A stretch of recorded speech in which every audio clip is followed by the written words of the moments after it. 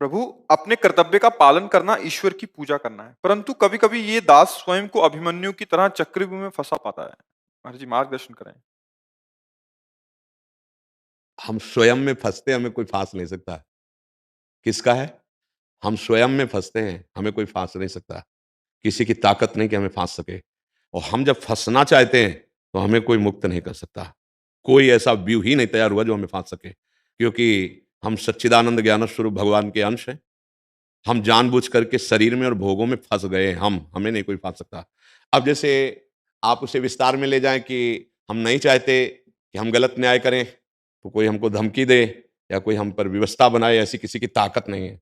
यदि आप अपने कर्तव्य का पालन करते हैं और धर्म से चलते हैं, तो इतना समझ लीजिए इस शरीर की मृत्यु एक बार ही होगी, 2 बार मरना नहीं पड़ेगा। धर्म के विरुद्ध ना तो हम न्याय कर सकते हैं किसी के प्रलोभन में और ना किसी के धमकाव में आकर। अब कौन-सा व्यूह आपको फाँस सकता है? हाँ, आप फँस गए तो फिर बात अलग है कि अब अगर मैं इसका पक्ष नहीं लेता हूँ तो मेरे बच्चे को अपहरण कर लिया जाएगा या ऐसा कर दिया जाएगा या मुझे गोली मार दी जाएगी।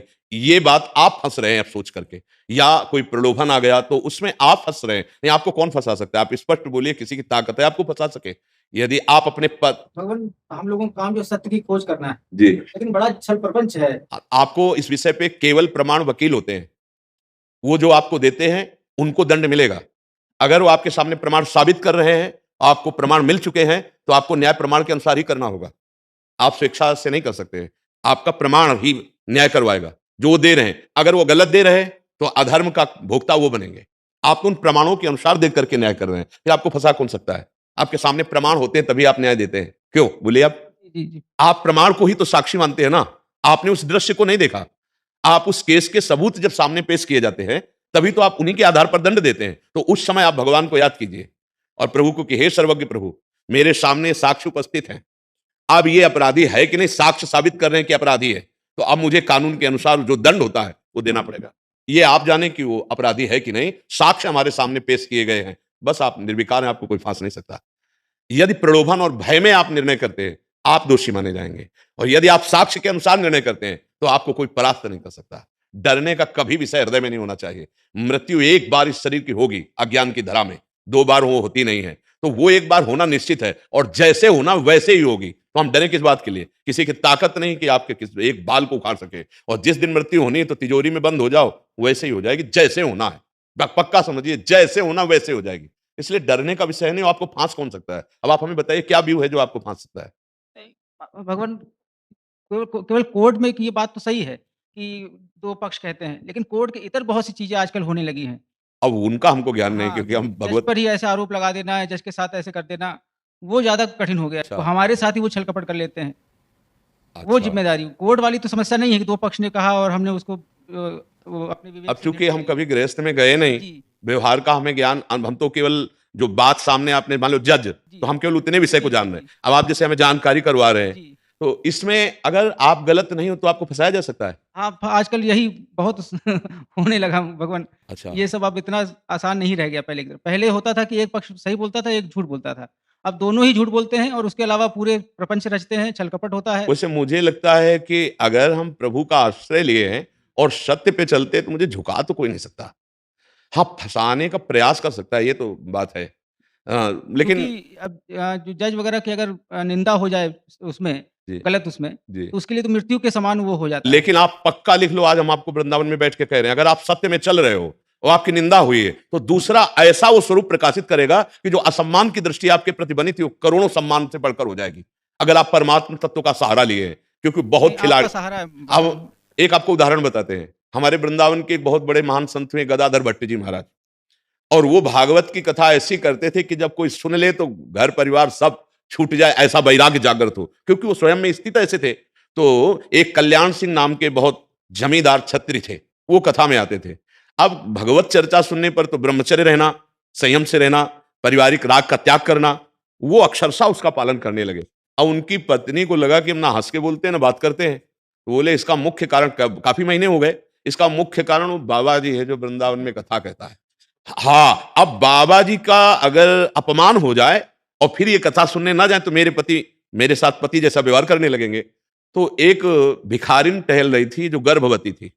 उसको उन्होंने अच्छे से मुद्रा दी और कहा तुम कथा में जाके इतना कह दो कि ये दे तो दिया, अब समय आ रहा है गर्भ प्रसव का, अब इसका इंतजाम कौन करेगा? बस इतना बोल दो, 20,000 रुपए लौट के आओगे सो दे देंगे। और 500 वर्ष पहले 20,000 रुपए बहुत कीमत। वो जमींदार थी, धनी की पत्नी थी, तो उसने सोचा पति मिल जाए बढ़िया बात है, नहीं तो बाबा जी के चक्कर में हमारा पति हमसे बोलना भी बंद कर दिया। अब भरी सभा में कथा हो रही, वो वहां पहुंची और उसने कहा कि ए पंडित जी, पहले आके ये तो दे गए और अब गर्भ का समय आ रहा प्रसव का, और अब आप आना बंद कर दिए। ये तो वो इतने महान थे कि उन्होंने कहा जिसने गर्भ दिया है वही पालन भी करेगा, बैठ जाओ कथा सुनो, इसके बाद जैसी आज्ञा करोगे आप वैसी हम सेवा करेंगे। वो तो भगवत भाव से बोल रहे। अब आधी जनता तो इस बात में हो गई कि यार मतलब ये बाबा जी ये स्वरूप है इनका, बाहर से तो इतनी वैराग्य की बातें करते हो, अंदर से ऐसे गरीब लोगों के साथ ऐसा करते हैं। कल्याण सिंह ने मन में सोचा ऐसा कभी नहीं हो सकता, जिनकी वाणी में ऐसा तेज है वो कभी ऐसा आचरण कर ही नहीं सकते। जो आचरण ऐसे करता है उसकी वाणी पोली होती है, उसमें दम नहीं होती। अब अंदर से उनको बहुत क्रोध आया कि मेरे गुरुदेव के प्रति इतना बड़ा, अब कैसे करें? 2-3-4 और जो प्रियजन थे आपस में एक दूसरे ने हेरा, साइड में गए, जो गदाधर भट्टी जी ना देख पावे और उसको बुलाया ऐसे भयभीत करने वाली दृष्टि से। अब वो सीधे निकल के गए, वो तो कथा में मगन हो गए। पीछे गए, कहा सच्ची बता दो तो तुम्हें छोड़ देंगे नहीं काट डालेंगे। तुम जानती हो महाराज को? सच्ची बताना, कब आए हो कब मिले? तो उनका मैं कभी नहीं जानती, मैं पहली बार मिली। बोले क्यों कहा? तो उनका इनमें से कोई कल्याण सिंह है, उनकी पत्नी ने हमको कुछ मुद्राएं दी, लौट के जाएंगी तो 20,000 मुद्राएं मिलेंगी। तो कल्याण सिंह ने आके कहा सभा में बोल। तब सभा में बुलवाया, सब लोगों की श्रद्धा बनी और भी बड़ी श्रद्धा उनके प्रति बनी। तो मेरी प्रार्थना है कि अगर कोई ब्लेम लगाता है आपको तो माना थोड़ी देर के लिए आपकी यश में मलिनता वाली बात आएगी, लेकिन वो परमात्मा आपको ऐसे जगह प्रकाशित करेगा कि आप देख लेना वो मलिनता आपको छू नहीं सकती। नहीं तो धर्म और सत्य की फिर महिमा क्या रह जाएगी? फिर तो हम डर कर असत्य में चल पड़ेंगे ना, कि अब हम आपको, वो अंग्रेजी में शब्द ब्लैकमेल, अगर हम किसी तरह से ब्लैकमेल कर रहे हैं आप आ गए तो अधर्म बन जाएगा। फिर नहीं, डरना नहीं है, डरना नहीं। भगवान उसी में और डर नहीं है सत्य में, जी। केवल यही है आज की परिवार। नहीं, आपके बात समझ रहे हैं कि अगर एक बार किसी भी पवित्र आत्मा के ऊपर न्याय विभाग में आप हो और आपको ये हो जाए कि कलंक लगने वाली बात है केवल। लेकिन आप चिंता न करें, सबके ऊपर एक है। आपको नहीं डरना है।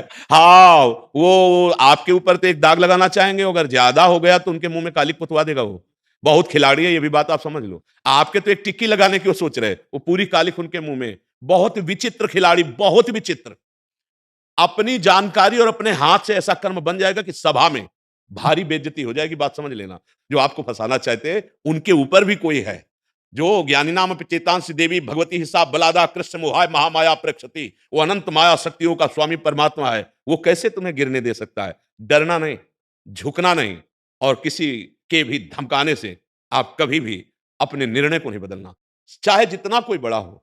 भगवान से बड़ा कोई नहीं है। जब वो तुम्हें सताएगा तो तुम भगवान की तरफ देखो, प्रभु अब आप देखो, संतों की वाणी सुनकर हम सत्य पे चलना चाहते हैं और ये हमको इस तरह से, अब आप देख लो, वो न्यायाधीश ऐसा है कि 1 मिनट में ऐसा न्याय करवा देगा कि अपने आप सब ठीक हो जाएगा। अपने आप विश्वास मानो, उसके बड़े हाथ हैं। ये अधर्म आचरण थोड़े दिन के लिए, जैसे दुर्योधन ने अपना अधर्म का स्वरूप विस्तार किया तो पांडवों को थोड़ा कष्ट हुआ, लेकिन सिंहासन पर विराजमान पांडव ही हुए। भगवान का सानिध्य पांडवों को ही प्राप्त हुआ। तो मुझे लगता है धर्म में थोड़ा सा हो सकता है कि विक्षेप डाले कोई, लेकिन विजयी नहीं हो सकता। अब हम इस डर से अपने जीवन को अधर्म में उतार दे तो ठीक नहीं रहेगा। चाहे कोई कितना बड़ा हो, आप जब धर्म से चलोगे तो आपके साथ भगवान है, और जिसके साथ भगवान है उसकी विजय निश्चित है।